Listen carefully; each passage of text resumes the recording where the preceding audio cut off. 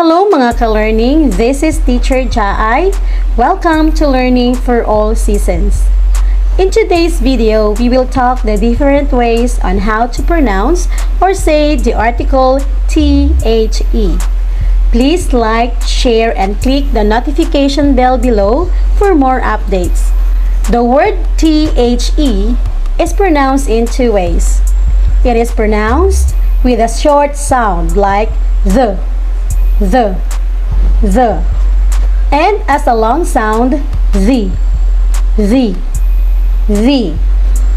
When do we use the? It is used when it comes before the vowel sounds like a, e, o, u. For instance, the apple, the elephant, the eyes, the ocean, the ankle. These vowel sounds are produced with a relatively open vocal tract. If the word begins with the consonant sounds like b, d, g, h, l, n, p, and a lot of more, it is pronounced as the. For instance, the cat, the dog, the pilot, the monkey, the rice.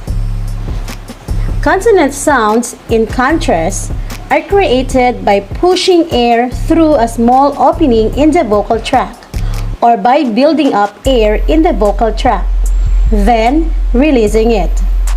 However, there are some words that begin with vowels that produce consonant sounds, such as unicorn. It begins with a vowel U, but the sound is the consonant Y. The unicorn.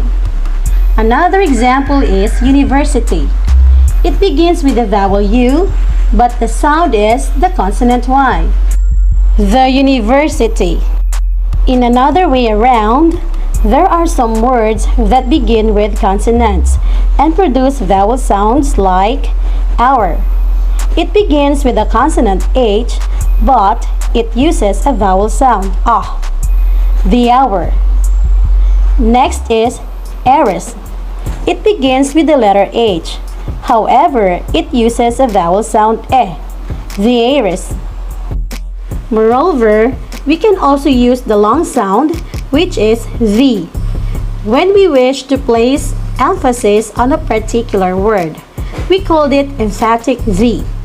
Whether and or not the word begins with a consonant or vowel sound. For instance, I saw the president yesterday. What? The president of the Philippines? Yes, absolutely. Now let's practice. I bought blank oranges in blank market. The or the. I bought the oranges in the market. Blank, Alice's man went to blank operating room to visit blank boy. The or the. The honest man went to the operating room to visit the boy. Thank you for watching. Have a good day.